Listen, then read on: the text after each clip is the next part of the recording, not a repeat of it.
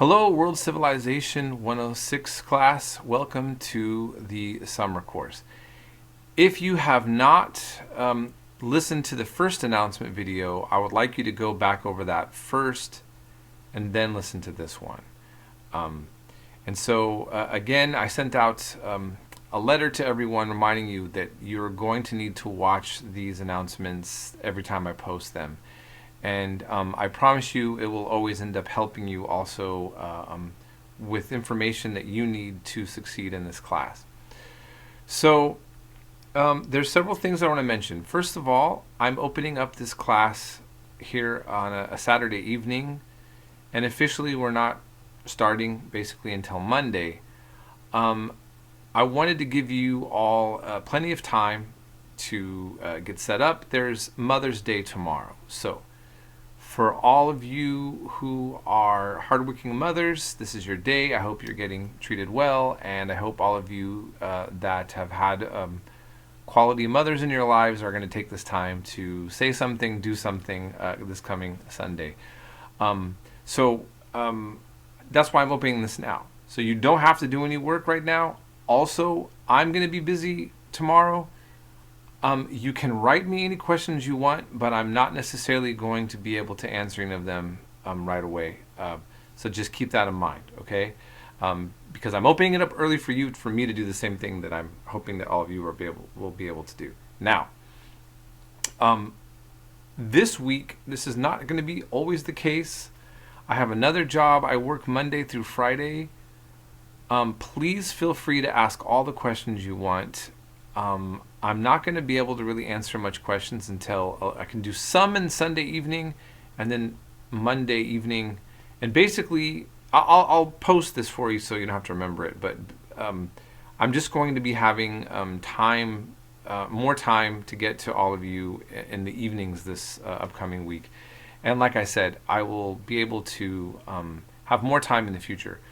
But I will definitely answer everything that you need to know. As soon as this class officially starts, I will answer everything within 48 hours, and usually within just a few hours. Okay?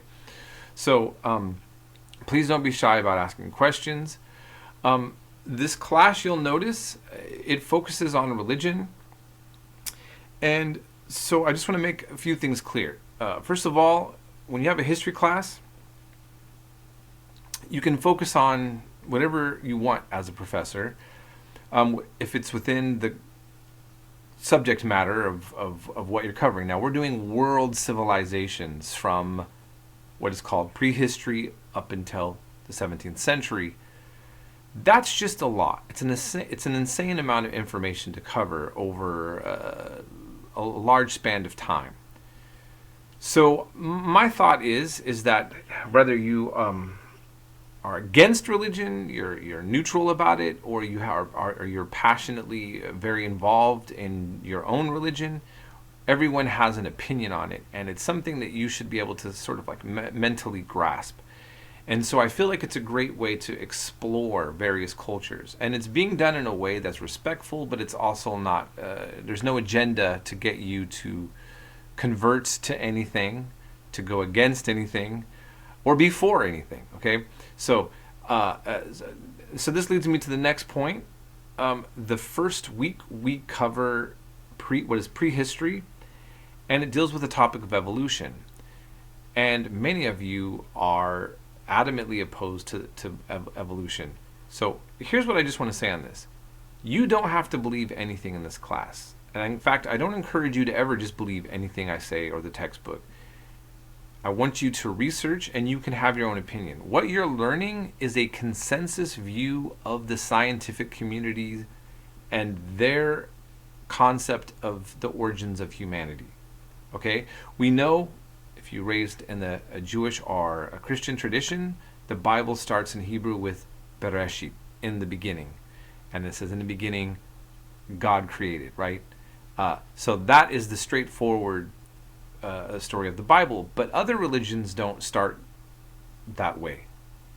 And so how do we start this? Well, we're just being exposed to different points of view on the origins of humanity and ideas about humanity and everything that comes with it. So this is where we start, okay?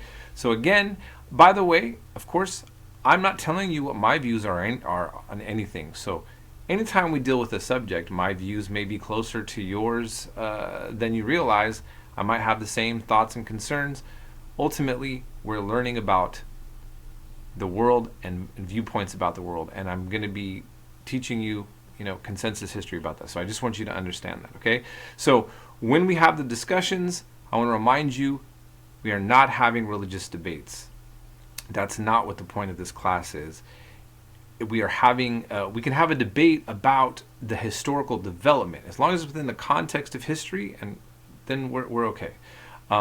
So far, in all the classes that I've been teaching, I haven't had any problem with this, and I've had many students that didn't grow up religious tell me that they really appreciated having this opportunity to be exposed to learning about it. And by the way, we'll be covering Hinduism, Christianity, Judaism, Islam, some religions you've never heard about, maybe like Zoroastrianism, and then we'll be covering, of course, Buddhism, and then I've had other students tell me that despite the fact that they are very strongly involved in their church or with the mosque, that they enjoyed having an opportunity to learn about other beliefs, and it didn't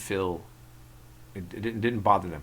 Occasionally, you will come up with information that's going to be more sensitive to you than other times, but ultimately, you should really find this to be a very helpful and in your life and understanding the world around you. So I really enjoy teaching this class, and this has a lot of information that has been a part of my training that I have a very strong background in. Please always feel free to ask me any questions, and I'm more than happy to expand on them. If you feel I said misinformation, I'm more than happy to also look into that and explore that. And if you catch anything that's being said and it appears to be misinformation, I will actually apologize and I will clarify something in an announcement. Okay? So, which leads me to say this as well. I am very much into communicating with my students, and we are in an online setting. We are not in a face-to-face class. If you have issues in your personal life or problems keeping up or you're confused about the work, the only way I can know about this is if you communicate with me. And so I do have all these rules set up for how I want papers to be, and I'm trying to help give you guys examples of things. But ultimately, everything, we can work through anything if you communicate with me, and also that we try to give me time to be able to get in contact with you. I do have Zoom hours, and they will be posted, which will be open office hours on Wednesday evenings, and so I'll be posting that as well. I will definitely be available to you. Now, as far as the textbook, some students told me that they do not see the textbook at the bookstore now, and I'm sorry about that.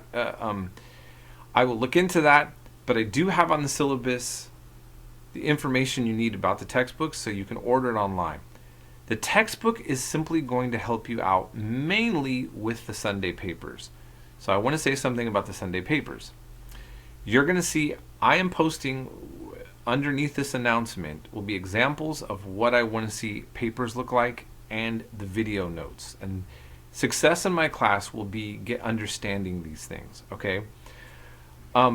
You can write the Sunday paper without having the textbook. What you need to do is you need to cite where your information is coming from, and you simply cite what you see in the modules, the videos, and some of the reading links that I have provided in the reading. It's very important that you understand that when you read this, that on the Sunday papers, you will get a 0 if you do not cite your work, and I give you examples of what I'm looking for. So follow only the examples, okay? I don't need a work cited at the bottom, like a bibliography. I just simply need what I'm showing you to have in parentheses something indicating where the information came from.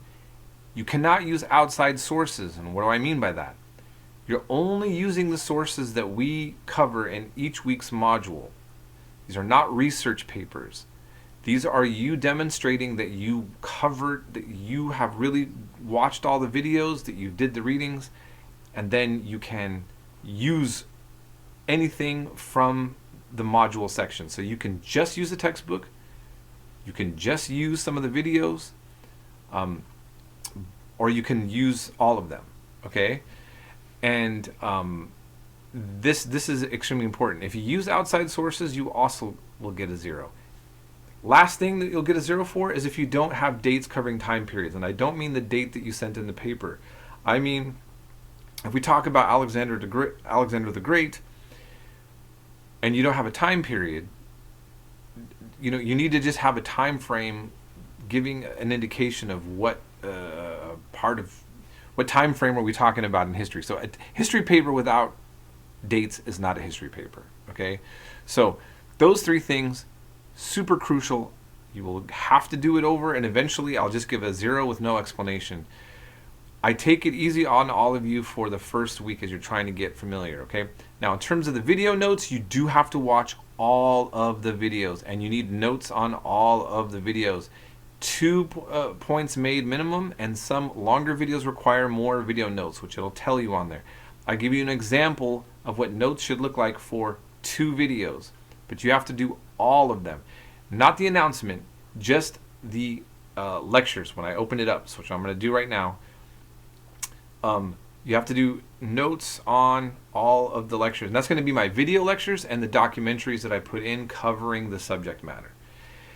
And then you're going to have also your discussions. Now keep in mind that later on, I may start, if you guys especially are keeping up your work, I will likely start taking off Sunday papers, and you won't have to do that many as I have set up in the syllabus. Ultimately, I can change the syllabus at any time. You'll always get a warning, and most likely it'll go in your favor. I won't be adding to it. I'll be taking something out. Or I might be giving you more time on a particular subject. So here's the last thing I want to say on this. On the weekly work objectives of each week, when you open up the class, instead of looking at the syllabus, what I recommend what you do then is you look at the schedule for the week on the first link of the week's and the weekly module, and it's going to say if it's due on a Thursday or Sunday, because assignments will always be due on Thursdays or Sundays, and a lot of times I will just let you do all of them on a Sunday. For now, we're going to be doing more or less a combination of some assignments due on Thursdays and some on Sundays. And the last thing I want to remind you is that this is a summer course, which is basically almost as long as a normal semester, but it is still condensed slightly. So later on in the semester, I'll give you a heads up, we're going to have to cram in like 2 weeks of doubled up work. Okay? So normally in a summer class, you would be doing a lot more work in a shorter amount of time. So this time right now, we're going to be basically starting off like a normal semester, but there'll be certain parts that we are going to have to double up, and you need to keep that in mind, okay? And so, again, I hope everybody is going to be doing well, starting off in the right mindset, but if not, ultimately, I'm here to just communicate with me, and I'll help you get through whatever you need to get through.